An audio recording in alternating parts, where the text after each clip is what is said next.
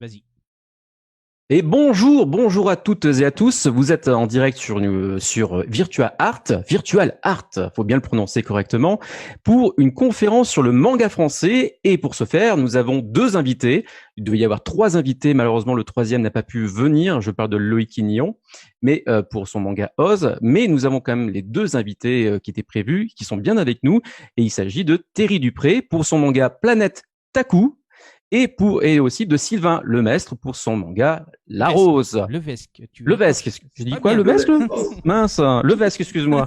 Levesque, Lemestre. Bon, bonjour, merci. Pour donc son manga La Rose, on le redit exactement. Donc pour commencer, on va vous présenter chacun à votre tour. On va vous poser quelques questions. Puis après, on parlera donc du manga français. De qu'est-ce qui se passe dans le manga français, est-ce qu'il y a beaucoup d'auteurs, est-ce que ça fonctionne pour eux, est-ce que ça fonctionne pour vous, pour d'autres, en amateur, en professionnel, et puis après on terminera l'émission, on se dit au revoir et on ira manger. Alors, tout de suite, on va commencer déjà par Terry. Bonjour Thierry. Terry. Bonjour. Pour Thierry, je sais pas pourquoi je veux dire Thierry. Oh, pas de souci, j'ai l'habitude. J'ai oublié. Oui, c'est plus simple. Oui, ouais. Oui. Tu as oublié quoi? Oui, parce que dans un autre live, il y a eu un même problème. C'est vrai, c'est vrai. Vendredi, je suis d'accord. Donc, bon, moi, c'est Yann Cousin. Voilà. Je vais juste participer, mais j'interviendrai. Mais je gère la régie à ce moment-là, donc voilà. Mais il m'a oublié, c'est pas grave. Vous demandiez je ne suis même pas présenté. Oui, tu t'es même pas présenté. Maintenant, c'est à toi de le faire. Eh oui, donc Yann Cousa, qui est le président de radioannie.net, qui s'occupe de la régie aussi, du Virtual Art, et qui adore se présenter à chaque fois. Et, et donc moi c'est Yota, je fais partie des chroniqueurs de la radio, et je fais aussi un podcast qui s'appelle Animer nos mélodies, où je vous fais écouter les soundtracks, donc les musiques de fond, pas que les chansons, les musiques de fond, des dessins animés des années 80, 90, 2000 maintenant aussi un petit peu. Et voilà, donc si vous voulez n'hésitez pas. Et donc, on revient avec nos invités, avec Terry Dupré, du coup, pour son Planète Taku, qui existe depuis combien de temps déjà, Planète Taku? Depuis combien de temps? Enfin, là, on parle de la publication? Oui, même, ta première planche. Pour la publication, en juillet 2018. Donc, le tome 1 est sorti en juillet 2018. C'est un projet sur lequel je bosse depuis pas mal d'années. Ouais, tu as commencé bien avant 2018, du coup. Oui, voilà, c'est ça. J'ai commencé en 2010, plus précisément. Ah oui. C'est qu'il y a, dans ton trait, en fait, on voit l'évolution entre 2010 et 2018, entre guillemets. Oui, voilà. En fait, c'est-à-dire que moi, je bosse, mais je travaille avec des dessinateurs. C'est-à-dire que je me concentre surtout sur les designs et l'histoire. Tout ce qui est un peu production, en fait. D'accord. Voilà. Mais je bosse avec Ouve. Pour le tome 1-2, avec Ouve, le dessinateur Ouve. Qui bosse et qui était très bon. Ouais. Justement, tiens, on va parler un peu de toi. Du coup, est-ce que tu peux te présenter? Voilà. Dis-nous tout sur toi, ta mensuration, tout. Ta mensuration, alors ça porte un peu à confusion. Je suis français, je suis né en Guadeloupe, dans la Caraïbe, pour ceux qui ne savent pas. C'est une île Caraïbe, dans le département français. J'ai grandi avec le Club Dorothée, comme pas mal de trentenaires français. Donc, fatalement, j'ai été marqué par, c'est pas fatalement, mais voilà. J'ai regardé Dragon Ball, ça m'a marqué dans mon enfance, Dragon Ball, Hokuto no Ken. Et par la suite, ben, j'ai eu envie de faire des mangas. Sauf que moi, j'aimais les mangas, donc j'avais des personnages auxquels je pouvais m'attacher, enfin, dont la mentalité me parlait beaucoup. Par exemple, Shiryu dans Senseiya, c'est des personnages qui me parlaient vraiment. Sauf qu'au Ouais. niveau physique, ça me manquait en fait. J'avais pas de personnage afro auquel je pouvais vraiment m'attacher. Du coup, j'ai eu cette volonté plus en grandissant de faire, un manga qui parlait de ma culture parce que c'est les mangas qui m'ont fait adorer, en fait, qui m'ont donné envie de connaître les cultures asiatiques, la culture du Japon, la culture de la Chine, etc. Enfin, Ouais. voilà, globalement, quoi. Et je me suis dit que c'était un bon format pour raconter des histoires, mais dans le même temps, en fait, dans ces histoires, implémenter des éléments de ma culture.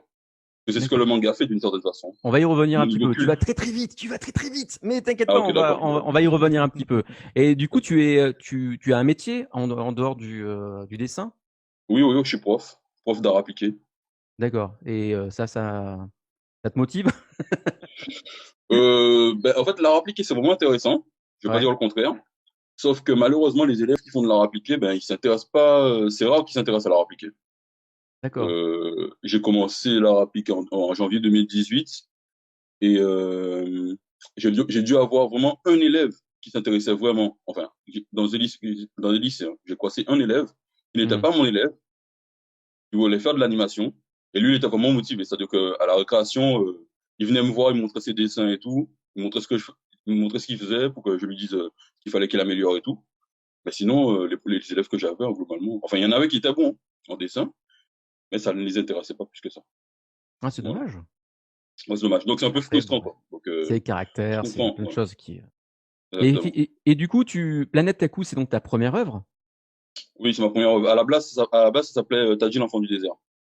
Ah, Ça tu devait as être, changé le nom du coup. oui, voilà. Ça devait être un court-métrage. Je l'ai transformé en manga. Je fais un Ah, roman ça et doit être un par la suite, le manga. court-métrage.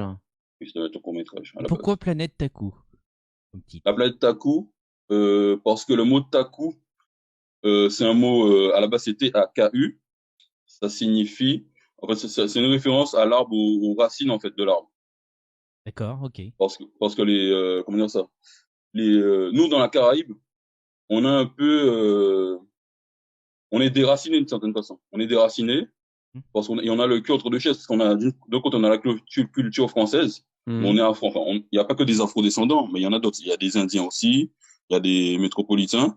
Mais c'est vrai que, en fait, on n'arrive pas à connecter toutes ces, euh, toutes ces cultures. Ouais.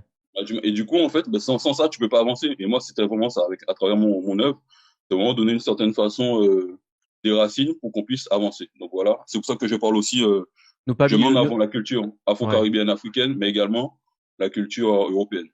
D'accord. Tu voulais vraiment qu'on connaisse cette culture aussi. De toute façon, on le ressent bien. Hein, voilà. Voilà. Et du coup, tu peux nous raconter un petit peu l'histoire Planète Taku? Qu'est-ce que ça raconte en fait? Alors l'histoire, c'est l'histoire de triplés, Taji, Taya et Takio, qui vivent dans le Ouais. désert Zielo avec leur grand-père. Et un jour, ils voient une énorme goutte d'eau atterrir dans le désert. Dans cette goutte d'eau, ils vont trouver un individu qui vont leur amener de l'aventure, mais également du danger. L'histoire commence comme ça. Mhm. Et voilà, on va pas trop en dire alors. Du Bah, si vous coup, voulez, je peux en dire d'autres, mais oui, vas-y, voilà. vas-y, si tu peux un peu, voilà, sans trop spoiler bien sûr sur les événements Mm. qui vont suivre, hein, mais oui, Voilà, si donc tu je veux, vais pas en vas-y, fait, n'hésite il, pas, il se hein. trouve que cet individu, quand il le trouve, il a à l'intérieur de lui une entité qui va se scinder en trois et aller dans les personnages, enfin les trois petits enfants. Ouais, Et par la suite, ben, il y a des gens qui rejoignent, qui viennent aussi sur le continent, et leur but c'est de récupérer cette entité. Donc d'accord. le grand-père va devoir défendre ses petits, se retrouve obligé de défendre ses petits enfants pour voilà, pour les laisser en vie. Et le Simplement. grand-père, il a ce qu'il faut pour défendre ses petits-enfants, hein, on peut le dire, Voilà, hein, exactement. j'ai pu lire donc tous les chapitres qui sont sur Amilova, oui Amilova, hein, je me trompe pas, oui voilà, Bah oui. Amilova, et j'ai pas l'habitude d'aller sur Amilova, c'est pour ça que ça revient pas naturellement. Voilà, mais c'est vrai que c'est assez impressionnant graphiquement déjà, hein, et puis les scènes d'action. Enfin bref, c'est à lire, à découvrir. Il y a plein de rebondissements, de découvertes. Vous verrez, c'est assez sympa. Ça rappelle par moments un peu les Chevaliers du Zodiac, je dois dire. Saint Seiya avec les Chevaliers d'Or. Ben, Ça me fait penser à ça, ouais, mais c'est ben, du côté des méchants, on va dire. Donc voilà, voilà. mais il y a plein, franchement, je fais plein de références au manga que j'aime, Saint Seiya, Dragon Ball, Naruto, Avatar aussi, The Last Oui, Airbender. oui, oui, c'est Il y vrai. a beaucoup de, voilà, donc, En Ouais. lisant ça, en fait, ils vont trouver des clins d'œil en fait à plein de Même mangas. peut-être parce plus que- Avatar, hein. Ça fait vraiment plus penser comme c'est dans un univers un peu proche d'Avatar, finalement, c'est vrai. Oui, voilà, Et c'est du ça. coup, ouais, c'est vrai, parce que Avatar, il y a des arts martiaux, il y a de la magie, enfin, il y a plein de choses. Et du coup, tu as voulu mettre en valeur un art martial, alors Exactement. que je ne connaissais pas, hein, voilà. Le Jokan, c'est ça, je prononce bien? Voilà, bah, c'est justement pour ça, c'est l'une des raisons qui m'a. Ben, je connaissais pas non plus à l'époque. Ben, à la base, comment j'ai découvert le Jokan? J'étais en train de Oui. développer un art martial pour mes personnages, Ouais. parce que je ne pourrais pas me permettre de récupérer.